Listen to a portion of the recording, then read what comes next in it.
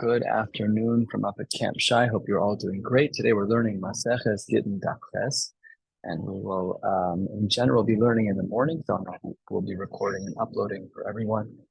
You're welcome to join at 7 a.m. if you'd like. 7 a.m. Daf Yomi on Zoom, let's get started. We're right now on the very top of Ches Med Aleph, but we just saw yesterday the Shita of Rabbi Yosef. Rabbi Yosef was of the opinion that if you give a non-monetary object, the example given in the Gemara was a silk shawl, and we don't know exactly what the dollar value is. So Rabbi Yosef was of the opinion that we need to show an evaluation of that item to ensure that it's actually the right price. And even if it's more than a shava pruta, Rabbi Yosef was of the opinion that even though we know that a woman is mikudeshes with less than $50 and more than a shava pruta, but the fact that we don't know how much it is, that alone is problematic. And that brings us to our Gemara at the very top of Ches Med Aleph, which wants to try and understand, why does Rabbi Yosef hold this way? Why does Rabbi Yosef hold that we need to know how much an item costs? If it's more than a shava pruta, shalom al Yisrael, they're married. So the Gemara gives two approaches to this. Top line of Ches Med Aleph, Amar Rabbi Yosef, how do I know that this non-monetary object, again, we're going to use the example of the silk shawl, how do we know that that non-monetary object has to be evaluated? So says the Gemara at the time, because we have a brisa. The brisa says, Mikesef Miknaso. Rashi here tells us this is talking about a case of an Eved Ivri, and there, without going into the context, it says, Bekesef hu nikneh, a person can be purchased, this Eved Ivri can be purchased with money, ve'eno nikneh b'tuah v'kelim, but he cannot be purchased with non-monetary items like tuah and kelim. And the Gemara analyzes this. I tuah v'kelim hechidam. What is the case of the tuah v'kelim that we're talking about? When we say that we're not allowed to buy an Eved Ivri with grain and with utensils, what is it exactly that we're talking about? If you want to say that what it means is that we're never allowed to use non-monetary objects, that is pashut not true, because the pasuk elsewhere says Yashiv Geulaso Amar Rachmana L'Rabos Shvei Kesef Kekesef. Elsewhere we see that a Shvei Kesef Kekesef in regards to an Eved Ivri is the same. So it cannot be that when the Gemara in the Brisa on the top of the page says that that Eino Nikna B'Tuah V'Kelim, it can't mean that we're not able to create a transaction with the Eved Ivri around non-monetary items. That can't be, because again, we have another drasha. And as well, V'ida Lesbehu Shava Pruta, my area Tuah V'Kelim. And if what you're saying is that the Tuah V'Kelim are less than the Shava Pruta, well, pashut that won't work, because there is no transactions that are less than a shava pruta. Afilu kesef nami. Who cares? Even if you had kesef, doesn't matter. Lemaisa doesn't work. Elalav, it must be. What is the case that the Bryce is talking about when it says that an Eved Ivri cannot be purchased with tuah and kelim? It must be the isbehu shava pruta, the kevan, the lo kaitzi. Since we don't know the fixed amount of the tuah of kelim, we don't know the market value of those things. Therefore, the Eved Ivri cannot be purchased with them. And then what we infer from here is that when can tuah v'kelim work? If we do know how much it is, and that is Rav Yosef. Rav Yosef said that we need to know the market value of an item. We need to know how much the silk shawl costs. If we know how much it costs, then yeah, no problem. You could be mekudeshes, but we need to know how much it costs. And therefore, as the Gemara said at the bottom of Daf Zayin and the Beis, on the where are we? It's on 3 lines from the bottom of Zayin and the Beis, Rav Yosef Shita was, Rav Yosef Amar Tzriche Shuma, that we need to know exactly how much it is. The Gemara says, V'idach, Rabbah, who on the bottom of Zayin and the Beis is the counterpart, he disagrees with Rabbi Yosef. Rabbi Yosef said, we need to know how much the silk shawl costs. Rabbah says, what's your problem? We know that it's a shava pruta. What then would Rabbah do at this Mari Makom? Because this Mari Makom seems to be pretty clear that the tuah v'kelim can, in fact, be used to purchase the Eved Ivri from the goy in that particular case, as long as we know the value. So then maybe we should bring that back over to the world of Kiddushin, and that's a kasha on Rabbah. So to this, the Gemara says, Achi Kama. No, that's not pshat in the Brisa. Pshat in the Brisa is b'toras kesef hu nikne ve'ein nikne b'toras tuah v'kelim. It has to be with the concept of money and not with the concept of tuah v'kelim. And this is discussed in Rashi. What does this mean? 8 lines down. Dibur hamaspa b'toras kesef, b'toras damim hu nikne. Bein shenosam alav kesef, bein shvei kesef. B'toras damim aknu, v'lo b'toras chalipin. Also says the Gemara, what are we talking about? You're not allowed to use chalipin. We sometimes use inanimate objects, non-monetary, I shouldn't say inanimate. We sometimes use non-monetary items to purchase things. We do this by Kiddushin, by a chuppah. We do this all the time. Says the Gemara, what does the Gemara mean? We're 10 lines down. It must be chalipin. So therefore, according to Rabbah, we circumvented this price as being a problem for Rabbah, and now both Rabbah and Rav Yosef have firm ground to stand on. Says the Gemara, Rav Nachman Amar Peres lo avdei chalipin.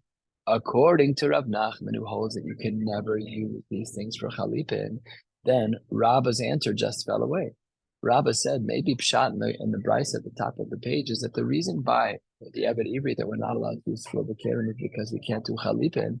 Rav Nachman says you can never do chalipin there. So now, kasha again on Rabbah. How then do you understand that Bryce? After all, chalipin can never be done. So you can't say that that's what the line means in the Bryce at the top of the page. If ain't no nickname, it's two of a Keren. So says the Gemara, really the appropriate answer, the right way to understand our Bryce at the top of the page is as follows. We're talking about a case where really the Tvova Kalim are not a Shabbat. And if you're going to ask, I don't understand. No transactions happen when they're less than a Shabbat. Not Kiddushin and not Mominus. Nothing. It's a zero. It's a total zero. So to that, the Gemara says, Lo mi boya kama. You're right. It's teaching me something obvious and then something else. Lo mi boya kesef. I don't need you to tell me that if the money is less than a Shabbat Pruta, the ispe Shabbat Pruta in ilolo. When it comes to the actual monetary transaction, there we say that the Shabbat Pruta is the line in the sand. But about Tuah V'Kalim, I might have argued different. There's something unique about Tuah V'Kalim that even when it's less than a Shabbat Pruta, there's an immediate benefit to the Tuah V'Kalim. What's that immediate benefit? There's an immediate use. You have the food right now. You can eat it right now. So that's very usable. So have a meaning that Gomar Umakni Nafshe, that perhaps we would have assumed that this would have been a sufficient kinyan for the Eved Ivri, Ka Mashmalon. And that's why the Gemara then says that Rabbah is all set and good, no problem at all. Then the Gemara says, let's see what Rav Yosef's second raya is, because Rabbah just undermined answer number one, no problem.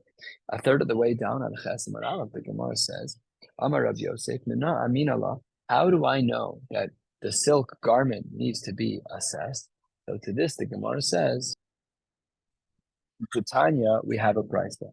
The brisa says in regards to the mitzvah of Pidyon Aben. Again, Pidyon Aben is not the most common of mitzvahs. You need to have a father and a mother, neither of whom are Levim or Kohanim. And in all cases, it has to be a boy that's firstborn, no miscarriages, v'chulei. And the Gemara says, the Tanya, Egel Zel Pidyon Beni. Let's say that the father says when he's dialoguing with the Kohen, I'm giving you an egel instead of the chamisha slime that the Torah prescribed. So then the Gemara says, Talazu lepidyon b'ni, I'm giving you the talis, this garment. Lo amar klum, it's a total zero. Why not? Well, let's see. Egel zeh b'chamesh slime lepidyon b'ni. If I equate this egel, which is in fact 5 slime, then that counts as a pidyon. And you're yotze the mitzvah pidyon azen. Pidyon aben, or tal b'chamesh slime pidyon b'ni b'no padui. That actually works. It says the Gemara, I pidyon heichidami. What are we talking about? Ilema delo shavi. If you want to say that it's not shavi to the chamesh slime, what kind of question is that? Kol kamina. Were you ever expecting to be yotze the mitzvah pidyon aben by not giving a sufficient amount of money? The case of egel, whatever the case may be, it cannot be done. El alav, it must be that afal gad the shavi, the kevan de lo kaitzi lo. The Gemara brings a beautiful raya. The Gemara says that even though it might well be 5, it might well be that the talis is 5. We just haven't verified it. It's not fixed. But then the Gemara says, lo, that doesn't work. In other words, we need a shuma. And that's why Rav Yosef on the bottom of Zayin Amud Beis was of the opinion, 3 lines from the bottom, that tzrichi shuma, that in regards to the silk shawl, if a husband gives a wife a silk shawl and says, Harad mekudeshes li the silk shawl zu, that we need to know exactly how much it is, and we see a raya from the world of Pidyon Aben. To that, the Gemara says halfway down, as a beautiful raya for the shita of Rav Yosef, lo, that's not correct. La'olam de lo shavi. Perhaps we're talking about a case where really it's actually not shava 5 slime. What are we talking about? Uchigon de kabil kohen ilavei. The Kohen accepted it anyways. He wanted the silk shawl, he wanted the egel, he wanted the talis. He says, I know it's not 5 slime. but I'm not makbid. I want to have this garment. To me, it's worth that much money. So therefore, it's going to work. And says the Gemara, Kihadi Rav Kahana Shakil Sujmi Be Pijon Aben. He actually did this. Rav Kahana, the great Amor Rav Kahana, he actually accepted this Sudar, even though it was less than 5 slime. Says the Gemara, Amar Le. What did Rav Kahana say to the father of the baby? I don't know exactly who he's talking to. It says the Gemara, Amar Le, he said, to me, this is worth 5. I don't need it to be worth 5. To me, it's worth 5. And Amar Rav Ashi, wait one second. This doesn't apply across the boards. Amar Rav Ashi, lo Amar Nala Kagon Rav Kahana, the Gaber Rabahu, and the Boile Sudra Arish. In a case like this, when Rav Kahana the Kohen was the Kohen during the Pijon Aben, and the father of the baby says, I'm hereby going to give you this head wrap, and it's going to be, it's really not 5 slime. Rav Kahana says, don't worry. To me, it's worth 5 slime. So the reason why this is acceptable is because Rav Kahana is someone who can't be without the sudar, without the wrap on his head. It was more turban-esque, some type of wrap that was around his head. So by Rav Kahana, we're pasnish, he shouldn't walk around without the appropriate garments on. And therefore, by him, he was a kohen. They didn't have a sudar. He said, by me, this is chashuv to me, even though by the average person it's not. So therefore, that works. About kulayama, for the average person low, he would not be able to accept upon himself a lower value sudar. That would not work. And says the Gemara, this is also similar. Kihada Yamar Bar Ravashi, Zovan Sudra Me'ime de Rabbi Kubi, that he purchased a sudar, he purchased a head wrap from the mother of Rabbi Kubi, Shvei Asara B'tzleisar. It was only worth 10, but he paid more for it. Why was he paying outside of market value? Because by him it was chashav, so same idea. So it does taka work under certain circumstances that you can pay under or over market, whatever the case may be, but it only applies to certain people. All right, let's dig into some other halachic sugyas of Kiddushin. I've been keeping track. We're learning our 17th mini sugya since the Mishnah in regards to different cases of Kiddushin. And the Gemara says over here, 2/3 of the way down to the 2 dots, I'm a Rebbe Lothar. If a man says, I'd like to marry you, units of 100, and Vinasan la dinar, and he gives her $1 out of 100. A dinar is 1/100 of a mana. They're married, but the husband still has to pay the other 99 dinarim. That would then bring them to the total of 100. My timer. What's the reason why this is the case? Why does it work? Says the Gemara, Kevan to Amar la mana v'yavla dinar. Once he committed to 100, yet he only gave her 1 of the 100. Kiman to Amar la almanas dami. Says the Gemara, as a throwback to Maseches Gittin, this is like saying almanas. And as we learned over there in Maseches Gittin, Amar Ravuna Amar Rav Kol Omer almanas Omer me'achshav dami.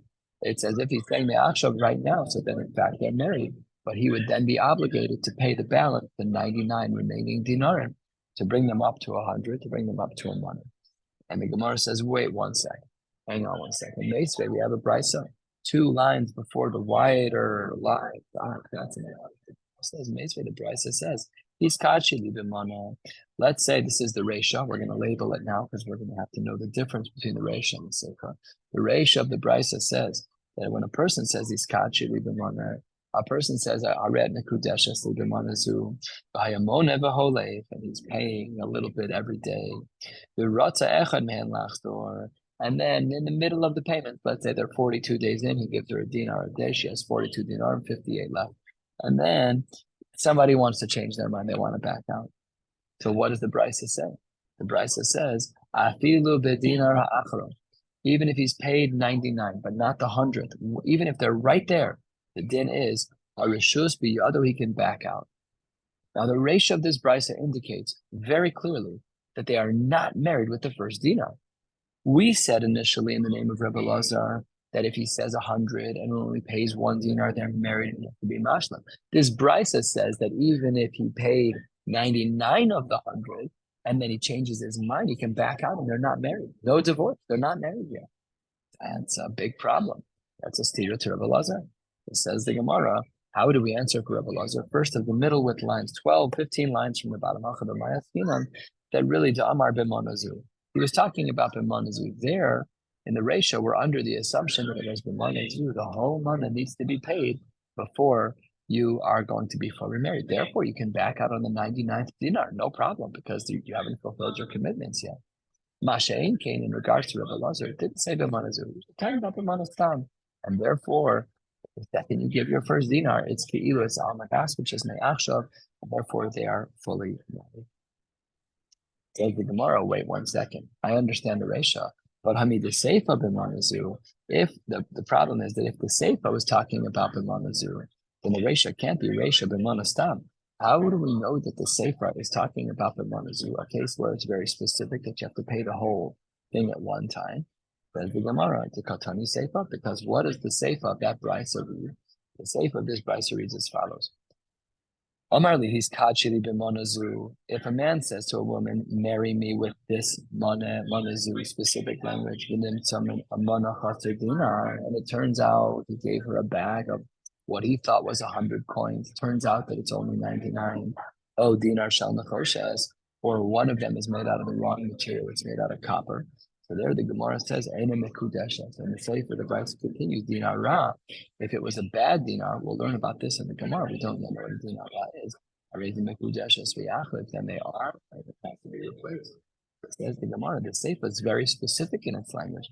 As it says, on the line that starts with li, there it says, 3 lines into the middle with lines, it says b'monazu, which implies that the Resha is b'monastam. And if the Resha is b'monastam, then that poses a serious problem for Rabbi Lazar. Because b'monastam, we still see b'monastam that they can break off the relationship on the 99th dinar. But that's not what Rabbi Lazar said. Rabbi Lazar said they're married even on the first. It says the Gemara law. You have a total misunderstanding of the Resha and the Sefer. Really, Resha v'Steifa, the Amar b'manazu. Both cases are talking about b'manazu and Rabbi Lazar's Steifa. Because Rabbi Lazar is talking about b'manastam, and both the Resha and the Sefer are talking about b'manazu. No problem for Rabbi Lazar.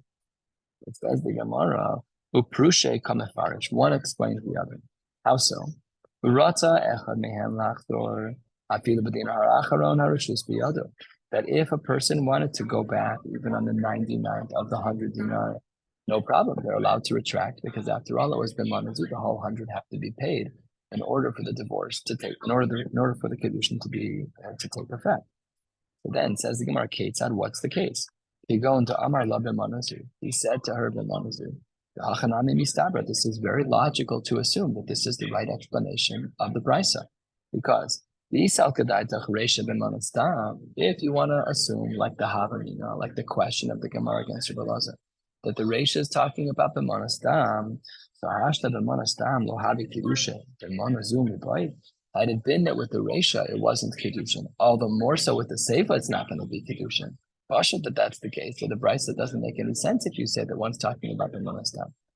So says the Gemara, that's not a good argument either, because imi shumha, if that's really your approach, my low area, that doesn't even apply. That doesn't make any sense. Why not?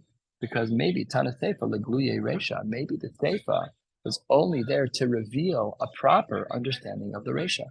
The lo toma Resha b'manazu, so that you shouldn't say that the Resha was talking about b'manazu. Aval b'manastam havu Kiddushin. I might have thought that b'manastam there was Kiddushin, therefore Tana Seifa b'manazu. Bechlal the Resha b'manastam. V'afilu hachi lo havu Kiddushin. Therefore the Gemara says that it still not be a Kiddushin. Rabbi Lazar is doing just fine. And 4 lines from the bottom of Asher and Ramona v'holech shiny. No, another possible approach is that when there's Mona V'Holei, the Brisa, which we thought was problematic for Rabbi Lazar initially, maybe there's a second answer to that, which is that the Brisa that we quoted was talking about Mona V'Holei. That wasn't the case of Rabbi Lazar. Rabbi Lazar was talking about a case of, he gave one, that's it, we don't have any other context. But the Brisa is talking about a case of Mona V'Holei where he's giving another coin every day. And says the Gemara, 4 lines from the bottom, what was the case of the dinar shal nechoshes? We had said in the Brisa in regards to a dinar shal nechoshes when we quoted the Sefer. Let's see what we said over here. The Gemara says in regards to the nechoshes that it was eina mekudeshes. That if one of the 100 was nechoshes, was copper, a different material than the others, then they're not made. It says the Gemara, hechidami, in 3 lines from the bottom, if the wife knew that there was nechoshes and that one of the 100 was a different material and she's okay with it, she thought about it, she accepted it, they're married. Pasha, that they're married.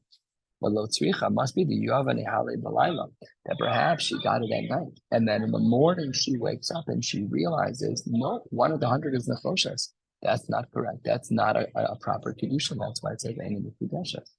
Inami, or perhaps the case was the ishtakafle beni zuze. Perhaps she just found it among them. When she opened the bag, she looked inside the top layer of all the coins that were visible to her. We're all good to go. But underneath, they found one of these Nechoshes coins.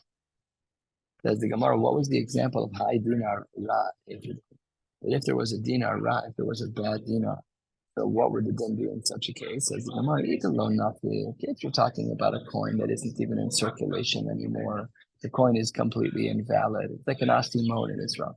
It's a cute coin, nice to put it on a necklace. Nobody uses them anymore. So if that's true, Hainu dinar shal nechoshes, it's no different than the misunderstanding and the misplacement of a dinar to replace it with nechoshes, because that does not work at all. Ella, says the Gemara, must be Amar Rav Papa. Sorry, it doesn't say Ella. Amar Rav Papa, what must be going on? We're talking about a coin that can be used, it can be used b'di'evet. Yeah, it's like Agu wrote in Israel, that even though they're really out of circulation, but the mice, if you have 10 of them, they'll probably count it as a shekel. I don't know if that's true, but at least it's a mashal hedge. Very good. And that brings us to the two dots at the very bottom of Daf Chesem and Aleph. Let's continue. Omar Rava, Omar Rav Nachman. Omar La, he's kachili b'mana. A man says to a woman, I'd like you to marry me with this mana of 100. V'hiniach la mashkon alei. And he gave her a mashkon collateral for this. So what's the din in such a case? Says the Gemara and in the Kiddushin, a mashkon does not work. As we turn to the top of Chesem and Beis, we'll be going to the very bottom line of Chesem and Beis. Let's continue. Why is it that the mashkon doesn't work? Because mana ain't kind, no money has changed hands, and mashkon ain't kind, and the collateral's a zero. The collateral's not worth anything. Therefore, they're not married. Says the Gemara, wait 1 second. Eisvei, Rava, Rav Nachman. Rava says to Rav Nachman, Rava's the next generation, his fourth generation of Nachman was a little older. He was in the Rebbe generation. Says the Gemara that we have a brisa. And what does the brisa say? Kidsha b'mashkon mekudeshes. The exact opposite. We wanted to say in our Gemara, Mona ein kan, mashkon ein kan. That if a man says, I want to get married to you with a Mona, and instead he gives a mashkon, so we might have thought Havamina that they are not married because Mona ein kan and mashkon ein kan. It says the Gemara, Rabbi says to Rav Nachman, I heard a brisa where we say that you are mekudeshes with a mashkon. So which one is it? The Gemara says, Hasan the mashkon be'acher. No, it's not a mashkon of the husband. It's a mashkon of someone who gave something to the husband, such that if the original person defaults, then the mashkon becomes his. That has more value than a stam mashkon, than my personal mashkon. That's the mashkon you gave me so that you'll pay me back. One way or the other, I'm getting money back based on your mashkon. But if the mashkon is mine, that's not correct. That doesn't work. And that's how he explains the brisa. Uched Rabbi Yitzchak, Chesem and Beis, 3 lines down.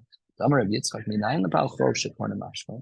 do we know that under certain circumstances a Baal Chov can acquire a mashkon? Says the Gemara, Shne'emar u'lochatzia tzedakah.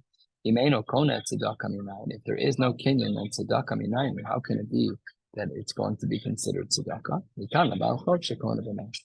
So what that means is if Reuven gives Shimon a mashkon, so because Shimon, one way or the other, is either getting back the original money, or the first person, Reuven, will default, and then I get to keep the mashkon. So if that's used for Kiddushin, that actually works.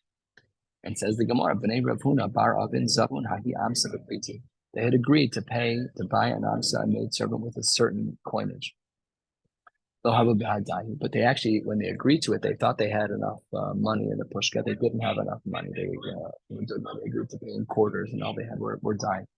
So what they did is Osivi Nischa Ale. Instead of Priti, they paid with silver, whatever. It's a replacement cost. It says the Gemara, L'sof Aikir Amsa. At the end of the day, the Amsa became more expensive. And the Nascha, the silver that was used, was really a mashkon. It was there just to replace the Priti. That was his initial intent of how he wanted to pay. It says the Gemara, they didn't know what to do. The buyers and sellers didn't agree anymore. The buyers were thrilled because they paid a lower amount.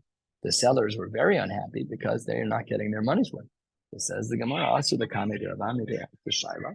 Omar Lahu Priti En Kan nothing doing. This is the same principle that we saw at the top of the page, that when the mashkon is my mashkon to defend me, that does not work in regards to transactions. But when I have a mashkon from somebody else and I use that to move in your direction, that actually does work. Says the Gemara, a quarter of the way down, Tanu Rabbanan. We're going to see now a number of different cases.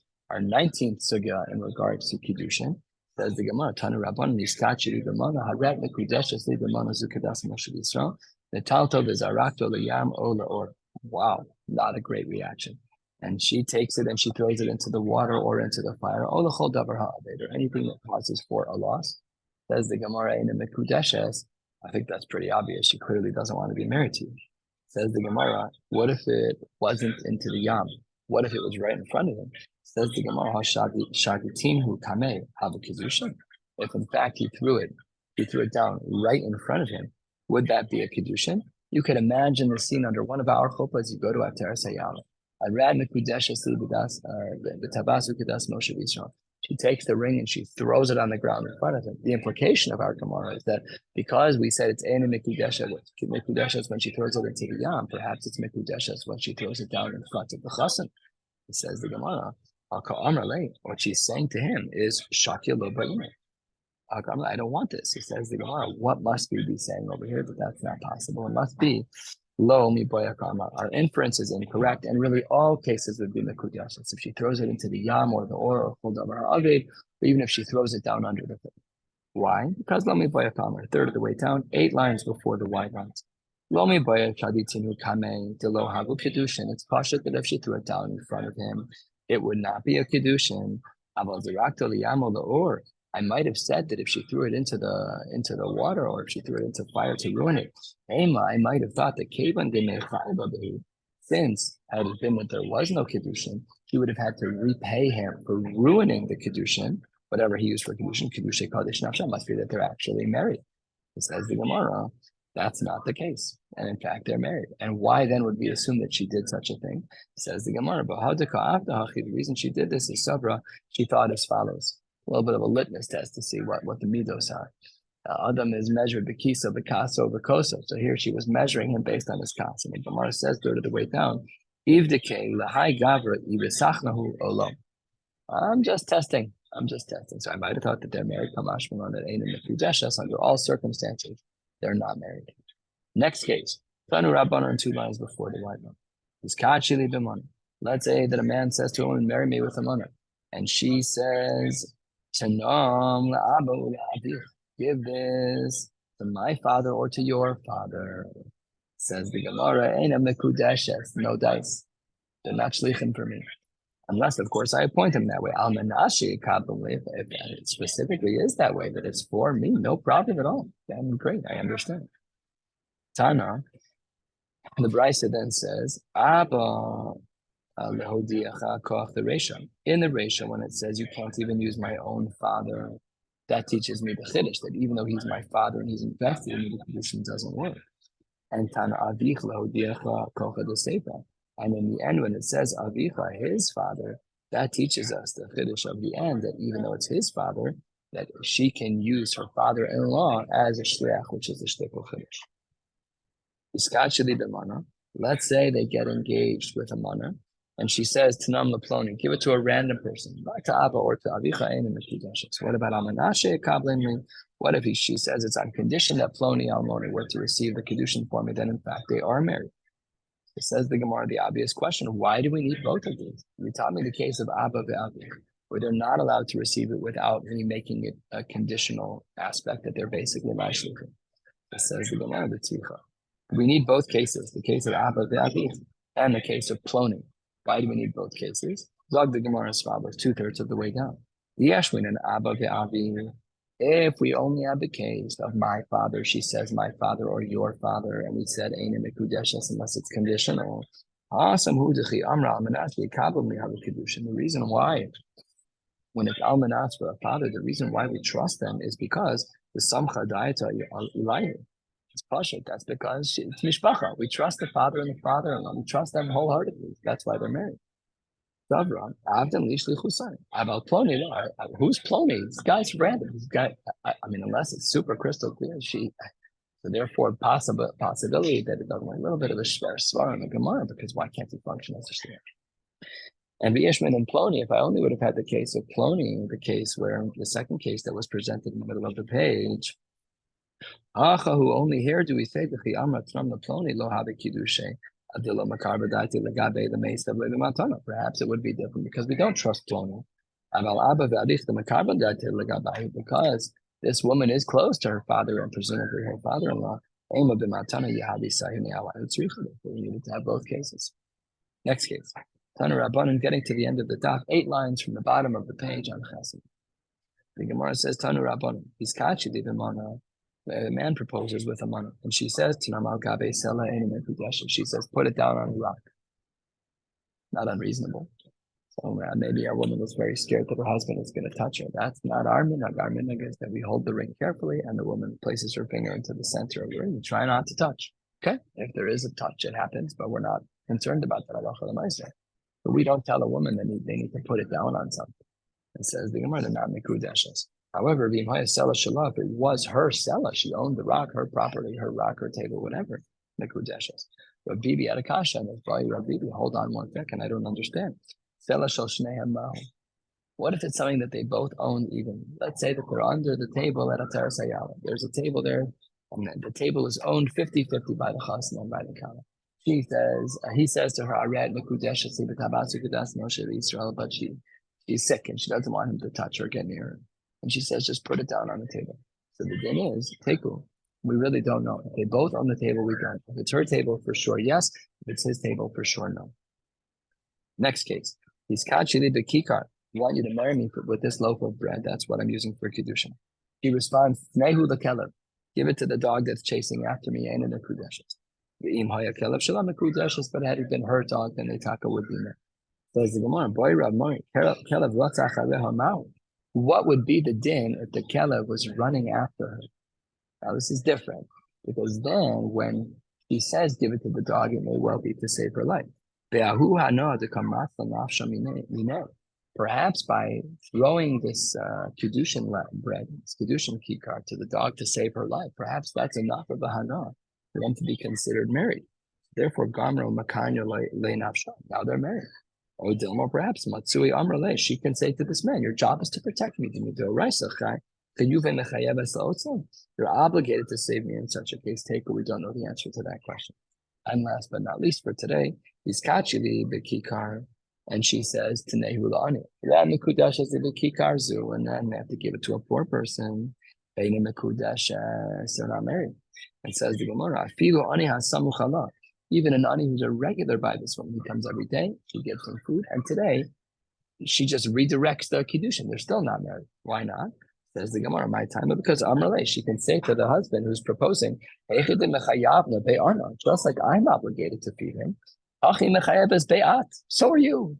The fact that I help him doesn't mean he's my ani. He's still your ani.